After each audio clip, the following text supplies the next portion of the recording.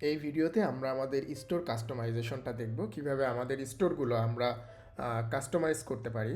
So প্রথমে আমরা চলে আসবো আমাদের ড্যাশবোর্ডে app.qcommerce.com-এর মধ্যে। এরপরে আমরা স্টোর সেটিংস থেকে ওয়েব কাস্টমাইজেশনে চলে যাব। ওয়েব কাস্টমাইজেশনে গেলে দেখতেই পাচ্ছেন এখানে কিন্তু আপনার সব কিছু কাস্টমাইজ করার অপশন রয়েছে। সো আমরা টপ ন্যাব থেকে যদি শুরু করি, আমরা আমাদের স্টোরটা একটু ওপেন করে নিই।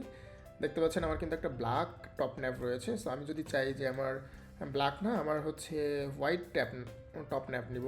সো আমি যদি একটু রিফ্রেশ করি, দেখতে পাচ্ছেন আমার কিন্তু টপ ন্যাপ চেঞ্জ হয়ে গিয়েছে।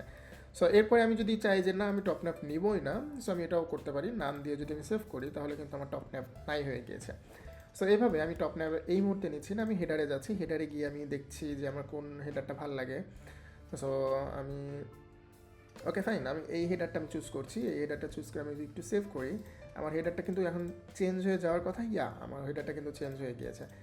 সো এরপরে আমরা স্লাইডারে যাই। স্লাইডারে আমাদের অনেক রকম স্লাইডার রয়েছে। সো আমি যেহেতু এখনও স্লাইডার বানাইনি, সো আমাদেরকে স্লাইডারটা বানাতে হবে, তাহলে আমরা স্লাইডারের প্রিভিউ দেখতে পারবো। সো আমরা এইভাবে সেভ করলে আমাদের কিন্তু স্লাইডার সেট হয়ে যাবে, কিন্তু যেহেতু আমাদের কোনো ব্যানার অ্যাড করা হয়নি, তাই আমরা দেখতে পারবো না। এইভাবে আপনি কিন্তু সব কিছু দেখে দেখে দেখে দেখে এটাকে আপডেট করতে পারবেন। ইভেন এটাও হোম পেজ, আমরা যদি প্রোডাক্ট পেজটাও আপডেট করতে চাই, প্রোডাক্ট পেজের আমাদের যে প্রোডাক্টের ইমেজ থাকবে, সেই ইমেজটা আসলে কীভাবে দেখাবে সেটাও কিন্তু আমরা এখানে করতে পারবো। সো আমাদের স্টক ম্যানেজমেন্ট যদি আমরা করি, তাহলে স্টক কোয়ান্টিটিকে আমরা দেখাবো কিনা স্টোরের মধ্যে, সেটাও কিন্তু আমরা করতে পারি। সবশেষে আমরা যদি আপডেট করি, সব কিছু আপডেট হয়ে যাবে। সো এভাবে আপনারা ওয়েব কাস্টমাইজেশনে আসার মধ্যে সব কিছু কাস্টমাইজ করতে পারবেন। সো আমরা একটু দেখার জন্য আমরা হিরো ব্যানারটা একটা অ্যাড করে নিচ্ছি। আমাদের যে স্লাইডারটা ছিল, সেই স্লাইডারটা, কিছু কিছু স্লাইডারে আমাদের মাল্টিপল ইমেজ থাকে, সেইগুলোর জন্য এটা আমরা সিম্পল একটা স্লাইডার করে নিব। সিম্পল স্লাইডার আমি জাস্ট নর্মালি আমি লোগো দিয়ে করে নিচ্ছি। এখানে কিছু টাইটেল দেওয়া যায়, আমি একটা টাইটেল দিয়ে দিচ্ছি।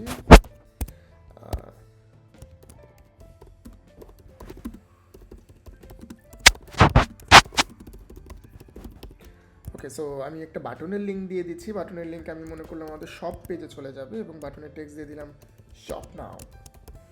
সো আমি ডিসক্রিপশন দিতে পারি চাইলে, নাহলে আমি ক্রিয়েট করলাম। ক্রিয়েট করে আমি যদি এবার আমাদের স্টোরে চলে যাই, আমার ক্রিয়েট হচ্ছে, হ্যাঁ, আমি যদি আমার স্টোরটা এবার রিফ্রেশ করি, দেখতে পাচ্ছেন আমার কিন্তু একটা স্লাইডার চলে এসেছে। সো এইবার আমি যদি আবার স্লাইডারে যাই, আমি ওই কাস্টমাইজেশনে কি আমি যদি স্লাইডারটা একটু চেঞ্জ করি, তাহলে আমরা আসলে বুঝতে পারবো আমাদের কী চেঞ্জেসটা হয়েছে।